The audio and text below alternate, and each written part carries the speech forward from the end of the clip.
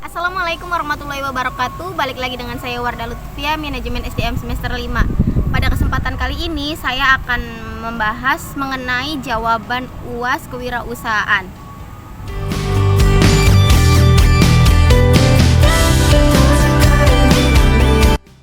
Nomor 3.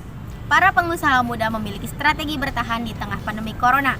Penjualan yang tergerus selama pembatasan sosial berskala besar (PSBB) membuat mereka harus lebih kreatif mempertahankan bisnis. Contohnya adalah CEO For Coffee Elisa Suteja mengatakan sebelum pandemi sebanyak 70% dari total pendapatan For berasal dari penjualan di gerai. Dengan adanya PSBB, seluruh bisnis For tergantung pada layanan antar. For juga sempat mengalami penurunan penjualan hingga 50% dibandingkan sebelum pandemi COVID-19 pada Mei lalu. Untuk mempertahankan penjualan, For membuat penyesuaian bisnis dengan membuat produk kopi dalam kemasan berukuran 1 liter. Tersebut tercetus dari hasil diskusi bersama dengan pengusaha kopi. Sebagian besar pengusaha tersebut juga melakukan transisi pada konsumsi rumahan. Seiring dengan hal tersebut, penjualan For melalui layanan pesan antar memiliki porsi 50%. Selebihnya, penjualan For juga didukung oleh penjualan di toko. Co-founder Bardaya Krui, Ade Safrina, mengatakan pandemi COVID-19 turut berdampak pada resort, villa, dan kemah selancar di Krui Lampung. Sebelum pandemi, akupansi diisi oleh 90% warga negara asing (WNA), terutama dari Australia. Saat pandemi, tingkat listeriosis keterisian hunian hanya mencapai 20% dari total kapasitas hunian pada Maret dan April. Meski begitu, pihaknya telah menyusun strategi untuk bertahan di tengah pandemi. Ini dilakukan dengan mengubah target pasar dari wisatawan mancanegara menjadi wisatawan lokal. Kami mulai menuju target lokal dari Sumatera, orang-orang Bandar Lampung, ada juga dari Jakarta, ujar dia. Selain itu, ia juga mengubah paket wisatawan selancar menjadi paket yang diminati oleh warga lokal. Transisi target pasar ini telah dimulai sejak Mei lalu. Seiring dengan hal tersebut, okupansi di Krui meningkat menjadi kisaran 50-60%. Jadi, pandemi mengubah kebiasaan pariwisata, ujar dia.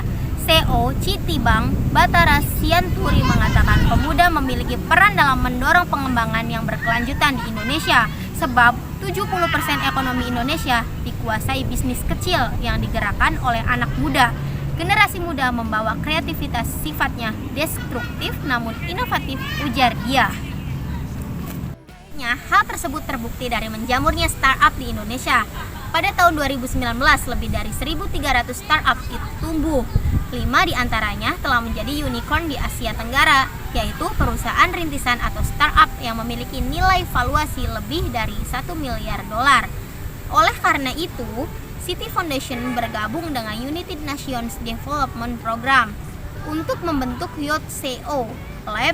Program ini dilakukan untuk memberdayakan dan berinvestasi pada kaum muda, jadi akan mempercepat implementasi SDGs (Sustainable Development Goals) kewirausahaan, ujar dia. Bagaimana jejaring wirausaha muda dapat menyelamatkan sektor UMKM? Nah, banyak dari wirausaha muda memanfaatkan jaringan di antara mereka untuk saling membantu dan bertahan di tengah pandemi COVID-19. Pandemi COVID-19 membuat dampak ke berbagai sektor usaha, termasuk usaha mikro dan menengah kecil atau UMKM. Tak pandang usia, pelaku UMKM digawangi wirausaha muda turut mengalami kesulitan untuk sekadar bertahan. Hal itu tergambar dari survei dilakukan UNDP untuk memotret bagaimana virus corona berpengaruh bagi kegiatan wirausaha muda dan bagaimana mereka menyikapinya. Dari 756 responden yang terlibat, 21% mengaku bisnisnya harus berhenti total akibat COVID-19. Sementara itu, dari setengahnya mengaku mengalami penurunan pendapatan mencapai 81% atau lebih. Parahnya, apalagi hampir semua wirausaha muda, sampai 91%, tidak menyadari adanya dukungan dari pihak eksternal, baik itu LSM, pihak swasta maupun pemerintah. Kebanyakan dari mereka memanfaatkan jejaring di antara wirausahawan muda untuk membangun kemitraan antara pemasok dan distributor untuk mengatasi beragam permasalahan yang dihadapi.